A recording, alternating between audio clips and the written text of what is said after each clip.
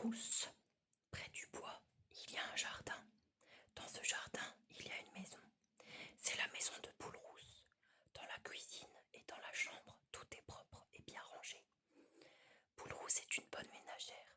Pas un grain de poussière sur les meubles, des fleurs dans les vases et aux fenêtres de jolis rideaux bien repassés. C'est un plaisir d'aller chez elle. Son amie, la tourterelle, vient la voir tous les jours. Toc toc toc. Elle frappe doucement à la porte. Les deux amies s'embrassent. Ce sont des cotes cotes cotes cotes et des oukourou à n'en plus finir. Elles ont beaucoup de choses à se dire. Elles s'assoient l'une en face de l'autre. Elles boivent un tout petit verre de vin sucré, croquent des gâteaux secs. Elles chantent et jouent au domino, ou bien elles travaillent en bavardant. La tourterelle tricote. Poule Rousse aime mieux coudre ou raccommoder. Du reste, elle a toujours dans sa poche une aiguille, tout enfilée, un dé et des ciseaux. Elle est toujours prête à rendre service aux uns ou aux autres en raccommodant un accroc ici ou là. Aussi, tout le monde dit du bien d'elle et le renard qui dresse ses oreilles pointues à tous les vents entend un jour: quelle bonne petite poule, cette Poule Rousse, et comme elle est belle et grassouillette. Toute grassouillette, oh grassouillette, se dit le renard, oh, aïe aïe, toute grassouillette. L'eau lui vient à la bouche et il court tout droit chez lui. Il rentre en dansant et en chantant: grassouillette, grassouillette, elle est toute grassouillette. Mais que t'arrive-t-il donc? Demande la renarde. Tu es fou. Tralala, il y a une Poule Rousse près du bois. Une poule comme il faut et grasse à point. Je vais l'attraper et tout de suite, vite, donne-moi un sac. Prépare la marmite, fais bouillir de l'eau. Nous allons la faire cuire et la manger, cette Poule Rousse. Quel renard tu es, quel amour de renard, s'écrie la renarde toute joyeuse. Et elle lui tend le sac. Le renard file comme le vent. Il voit la maison de Poule Rousse, s'approche doucement, se cache derrière un arbre. Au même moment, la porte s'ouvre. Cote, cote, cote. Au revoir, chère tourterelle, à demain. À demain, ma Poule Rousse, au revoir. La tourterelle s'envole. Poule Rousse va chercher du bois au bûcher. Alors, hop, le renard saute dans la cuisine sans faire de bruit et se cache derrière la porte. Poule Rousse prend du bois et rentre tranquillement dans sa maison. Mais, ah! Le renard l'attrape et la fourre dans son sac, si vite que Poule Rousse n'a pas le temps d'ouvrir le bec. Je te tiens, ma belle. Le renard noue le sac, le jette sur son épaule et s'en va en sifflant. Poule Rousse est toute étourdie. Elle étouffe, elle se débat dans le sac et lance un cote-cote plein d'effroi. Mais qui l'entendra? Qui l'entendra? La tourterelle. Elle est là tout près, sur une branche de pommier. Elle comprend que le renard emporte Poule Rousse pour la manger. Son cœur bat très fort, ses ailes tremblent. Elle a du mal à les ouvrir. Enfin, elle s'envole, pousse un petit cri et se pose à quelques pas du renard. Elle volette et sautille, entraînant l'aile, comme si elle s'était blessée. Une tourterelle blessée? Quelle chance! Attends, ma petite, il y a encore une place pour toi dans la marmite. Le renard pose le sac par terre et court après la tourterelle. Il croit l'attraper. Hop! Elle saute et se pose quelques pas plus loin. Hop, hop! Et tout en sautillant, elle chante: Okourou, okourou, okourou. Cela veut dire courage, Poule Rousse, sauve-toi! Vite, vite! Poule Rousse prend ses ciseaux dans sa poche. Crac, crac! Elle coupe la toile et pfff, la voilà libre.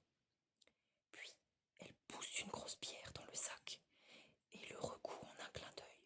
Remet dans sa poche son aiguille, tout enfilée, son dé, ses ciseaux, et court, court, court vers sa maison. Le renard court aussi. Il est très loin, tout essoufflé. Nom d'un rat, il faut que je l'attrape, cette sale bête.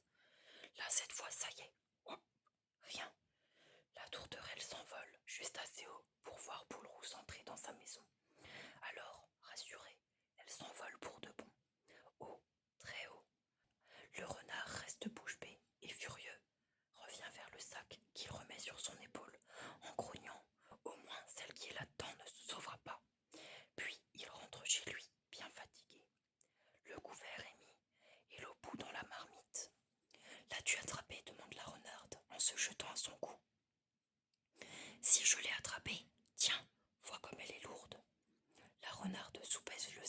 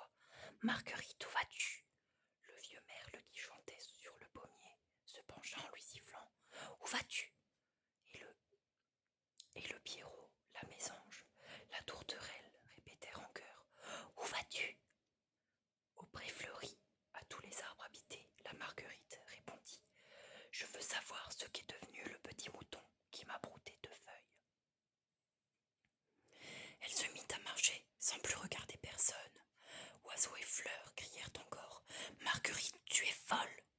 Mais elle ne les entendait pas. Au bord du champ, glou-dou-glou, le ruisseau lui barra le chemin. Et, glou-dou-glou, veux-tu bien me laisser passer ? Glou-dou-glou était trop occupé pour l'entendre. Il courait de toutes ses forces à travers prés pour tomber en cascade sur la route grincheuse du vieux moulin. La Marguerite perdit l'équilibre, tomba et fut entraînée vers la chute d'eau dont le bruit l'effrayait. La voyant dans cette position dangereuse, le lézard du moulin cria « Accrochez-vous à n'importe quoi !» Et il l'aida à se tirer de là.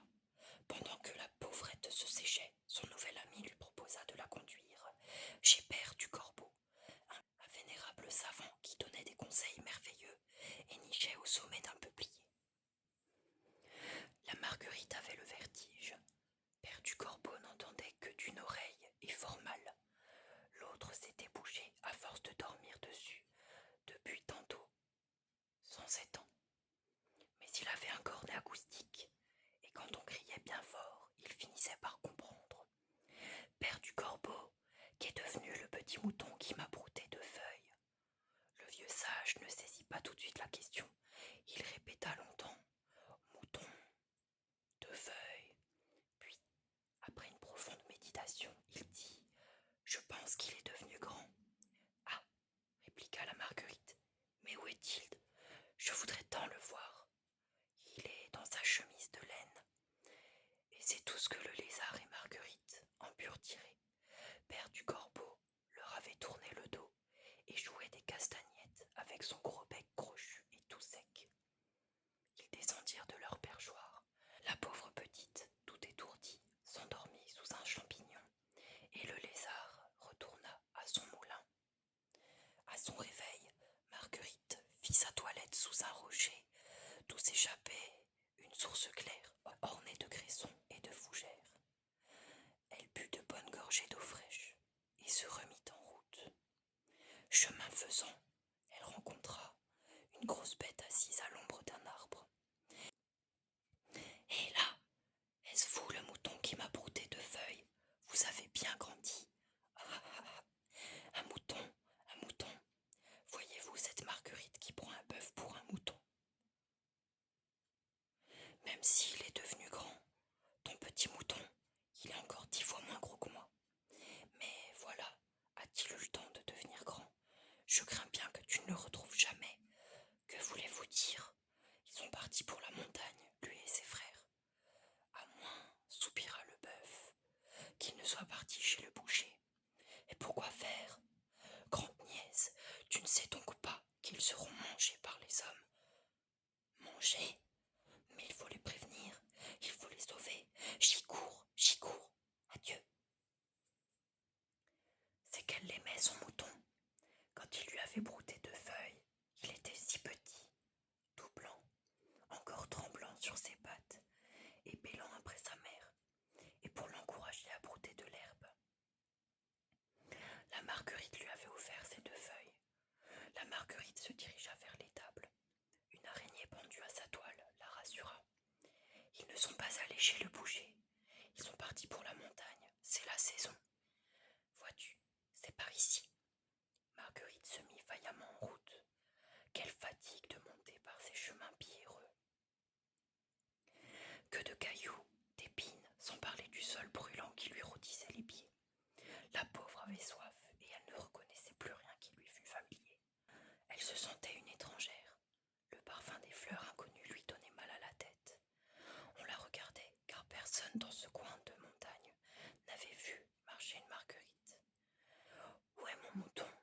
Par où sont-ils passés ?» demandait-elle à chaque pas. « Suivez les petits crottins, lui répondait-on. Un bourdon voulait même l'embrasser sous prétexte qu'elle avait de bonnes joues. Comme c'était haut une montagne, parfois un petit bruit annonçait une source et la Marguerite y courait étancher sa soif, s'y reposer. Puis elle repartait. Enfin, elle arriva à un herbage magnifique. L'herbe était fine comme des cheveux. Il y avait une foule de fleurs bleues, jaunes, rouges, et cela sentait si bon, si fort, qu'elle se serait évanouie, sans le vent qui la ravigotait.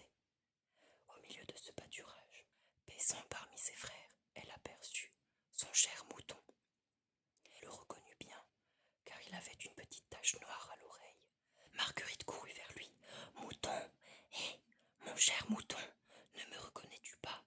Je suis la Marguerite qui t'a donné 2 feuilles quand tu étais petit. Le beau mouton était étonné et attendri. Je voulais te revoir, mais en voyageant j'ai appris 2 choses terribles. On te tuera à la boucherie pour te manger. C'est le bœuf qui m'a prévenu. Sauve-toi, sauve-toi vite. Je ne puis le croire, dit le mouton. Je n'ai fait de mal à personne. Me sauver, je périrais de chagrin sans mes frères. Autant partager leur sort. La nuit tombait. À demain, ma courageuse petite fleur. Je dois rejoindre un peu plus loin mon troupeau. La Marguerite s'étendit sur l'herbe douce. Elle aperçut le pré du ciel épanoui d'étoiles. Elle n'avait jamais vu de fleurs si brillantes et s'endormit en les regardant. Le jour revint. La Marguerite tapota sa jupe de feuilles, déplia sa collerette et se présenta à ses voisines de l'herbage. Elle entendit tinter des clochettes, ding-dong-dong, et le troupeau s'éparpillait sur les pentes. Mouton, bien éveillé, cherchait son ami.